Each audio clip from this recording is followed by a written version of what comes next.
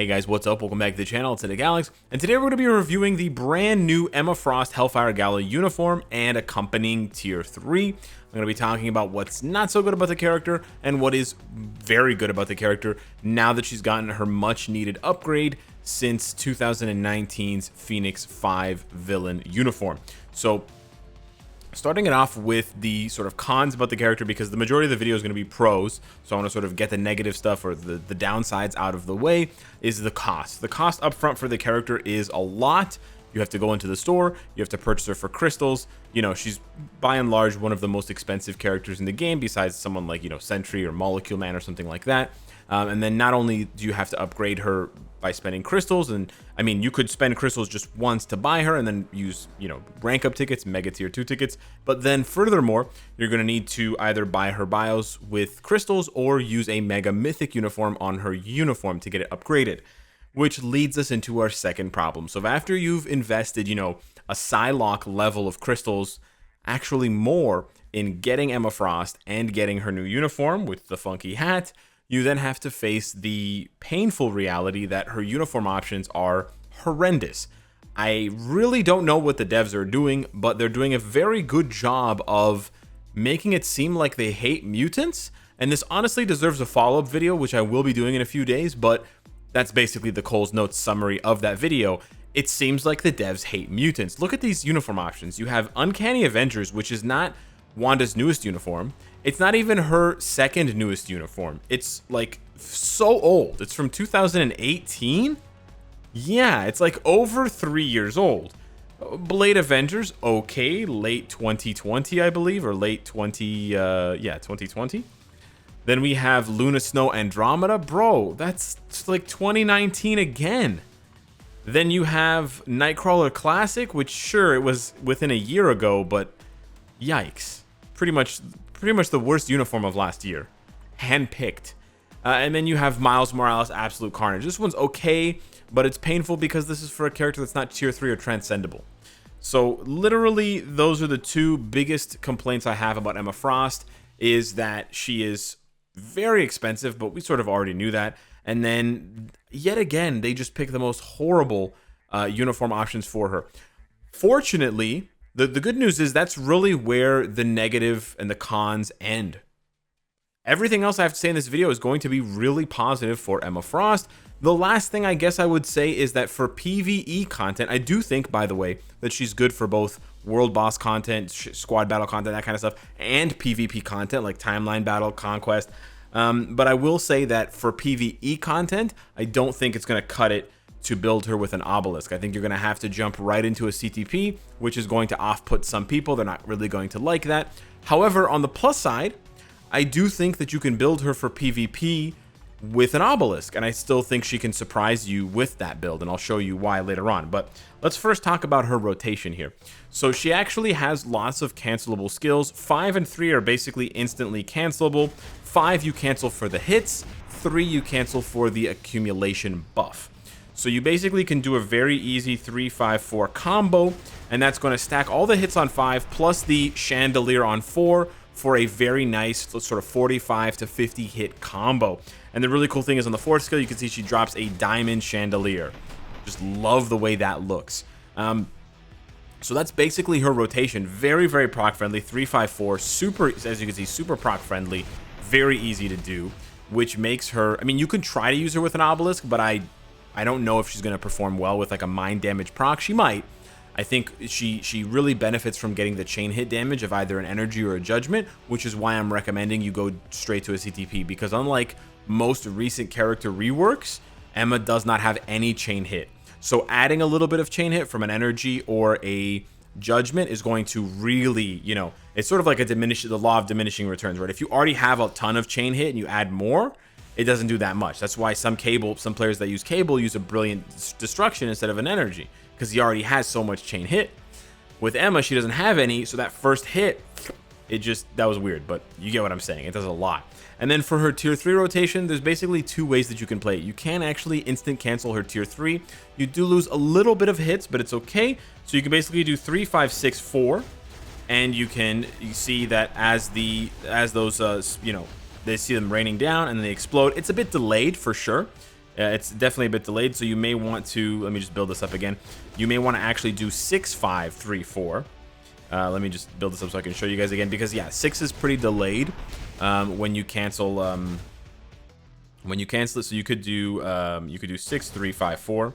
There are a few hits there, so you may get unlucky now and then, but that's one proc. And then there's actually another proc you can do that I actually think is better. I'm tentatively saying it's better, but when you've built up her tier 3, I actually think that it might be better to do 3, 5, 4, 6. Now you lose the damage on 4 because you can't insta cancel 4, but you then land the proc on 6, which I kind of feel does more damage.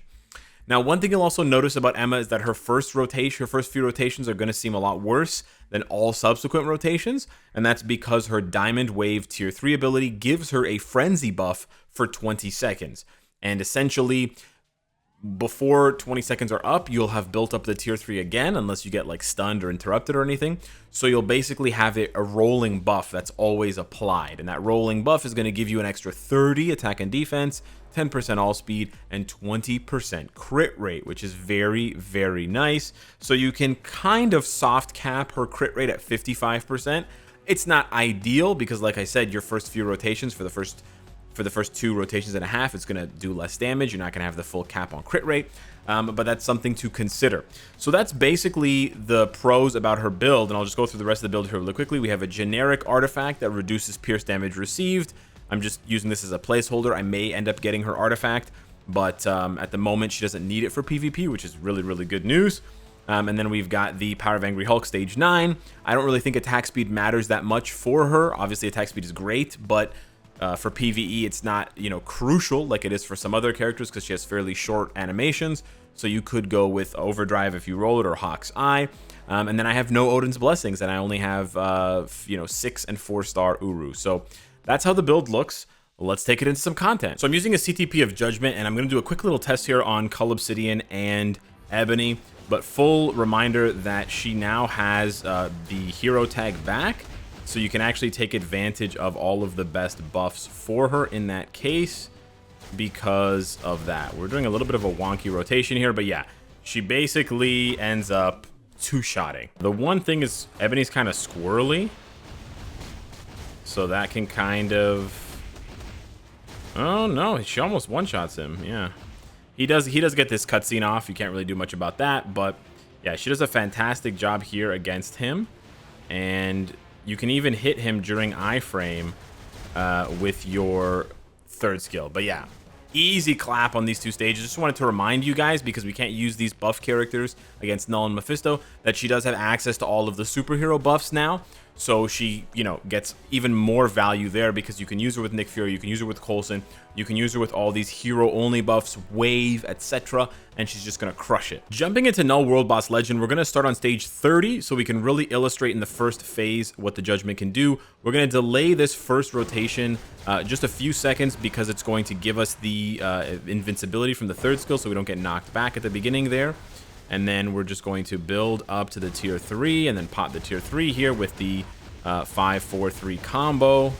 And a solid amount of damage was done. We're going to use the co-op to dodge. A bit of a late proc there. Again, I'm not the biggest fan of Judgment, but here we go.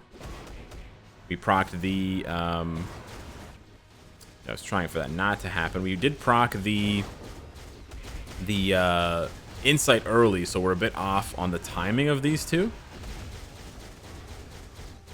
But we'll see here.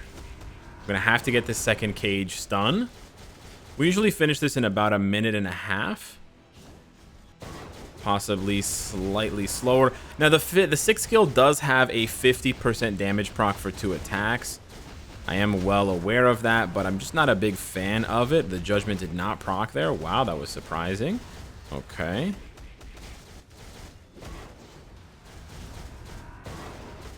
Go ahead and proc all this together, and you can see she's so proc friendly. I kind of feel bad. There you go. That's actually pretty fast. A minute 20. She's so proc friendly that even though the Judgment is really good, don't get me wrong, The judgment is very good. I almost feel like the judgment is a little wasted on her because she's so proc friendly, and because I know that judgment is so valuable for other characters that can't negotiate and use a proc, like Supergiant, like Mephisto, like Human Torch. They basically, like Betsy, they basically need a judgment if you want to play with them consistently. Emma Frost is extremely consistent with an energy or an obelisk, but first let me show you that she can actually, that's not the right one.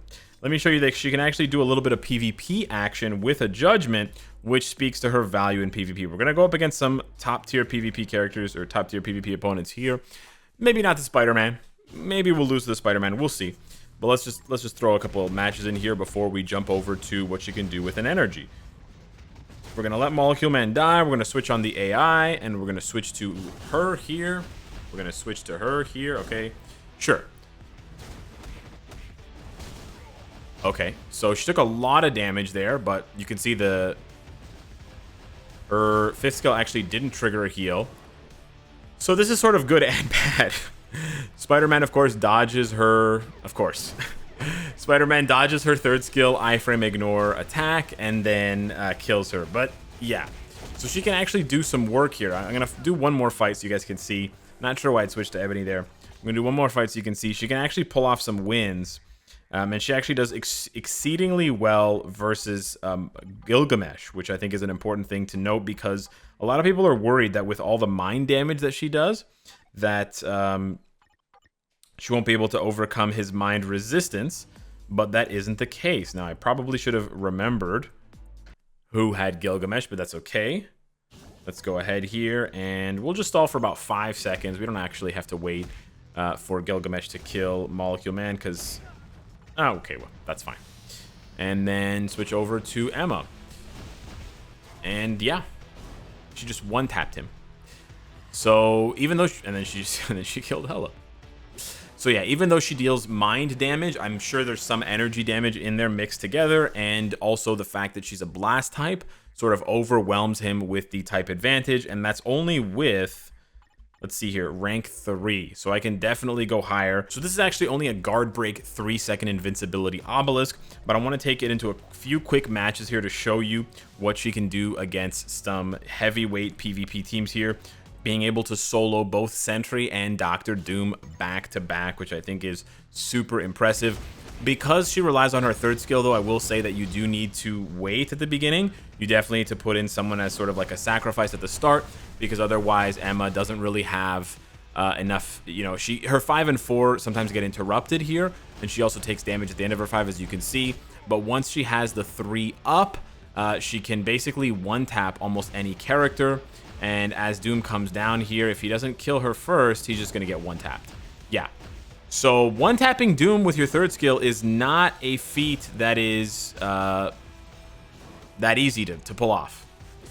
And again, this is not with a CTP, which has been the barometer for a lot of recent PvP editions, where they have to use a CTP in order to even, you know, be able to go toe-to-toe with PvP characters. Let's see what happens if we switch to her right away. This is going to expose some of her flaws here, and this is why maybe, you know, you're going to want to give her a better build, but hey, she still kind of gets it done.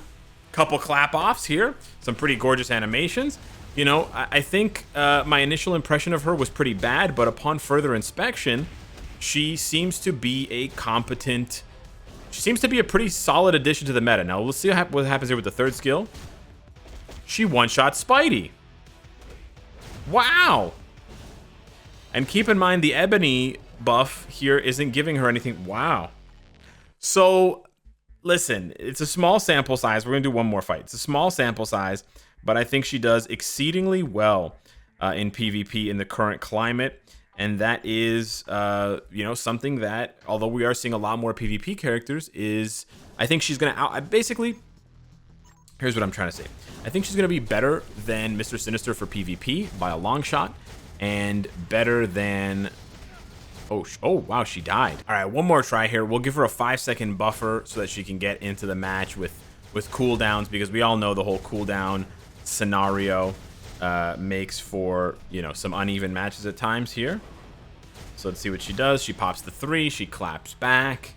Okay, and this is sort of an even playing field, although he doesn't have Ebony. But otherwise, we're both using no buffs in the sense of, there we go. Wow, one shot. Not having any defensive buffs. Because with me using Molecule Man and them using Colossus, it can seem kind of unfair. But here, it's a bit more even. I guess I could take off Ebony, but yeah. I could also give her a Mighty Regen or a Mighty Authority. But she's super tanky. Crazy damage reduction, healing, and guaranteed dodge is really what's working in her favor here. Now, let's do one more test to showcase that she is proc friendly. So we've got a crit damage, ignore dodge, 120 proc obelisk. Not the best, but this is the best that I could get on such short notice. Ideally, if you're gonna give Emma Frost an obelisk and play her in PvE content, although it's a very expensive character to only give an obelisk, I would aim for a mind damage, ignore dodge, proc. Ideally a 180 proc, increase basic damage by 180% or 200%. If you're not going to face Null, if you're going to face Mephisto, if you're going to face World Boss Ultimates instead, then you can probably get something like mind damage proc, or mind damage, crit damage proc. But the ignore dodge is very useful for World Boss Legend Null because she only has 80% ignore dodge on her tier 3 and no other ignore dodge on her kit. But let's see how she does compared to the Judgment on stage 30. So because the obelisk I equipped has 40% ignore dodge, I can actually substitute 2 of the strikers and bring in more damage strikers. So she will have a little bit more damage there. Obviously, this is going to perform worse than a CTP of Judgment. I wasn't, I wasn't expecting this to perform better than a Judgment or anything like that.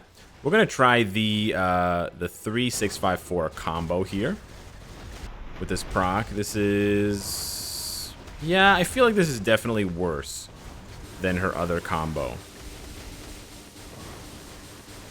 Yeah, I think it's much better to proc on 6. I'll show you guys what a rotation looks like when we proc on 6. Here, we're going to get one in a second. So I'm basically going to do 3-5-4-6. If you can squeeze in a delay on 4 before 6, you can get even more damage there. But otherwise, no. But yeah, it's kind of similar. But as you can see, I haven't missed any procs, right? Whether I'm changing my rotation or not. That was a mistake to press 4, but to press 6, excuse me. But yeah, as you can see, she's very, very proc friendly. Obviously, I wasn't trying to say that she can do this stage with a 120 proc obelisk, but you know what? I actually think with 22% pierce and that team up with Ebony and Storm is there obviously for the elemental damage. I actually think she could do stage 30 with a really well-rolled mind damage obelisk, like a double mind damage 200 proc or a mind damage ignore dodge 200 proc. I absolutely think she could. So I actually think this is a really good rework for Emma Frost, and it's funny because when I initially tested it, I was really disappointed in PvE and PvP. It was bizarre. She seemed below average for both. And then I threw a CTP at her for PvE. I threw a guard break immunity, invincibility obelisk for PvP, and she started doing wonders. I think I'm ultimately going to either line up with a heavy PvP build or a CTP of energy. I want to show you guys the CTP of energy because I honestly think she can outclass Betsy, which is kind of crazy. But that'll have to wait for another video. So hit me up in the comments down below. Let me know what you think of Goofy Hat Hellfire Gala Emma Frost. Thank you so much for watching. Smash the like button, and I'll see you in the next one. Take care.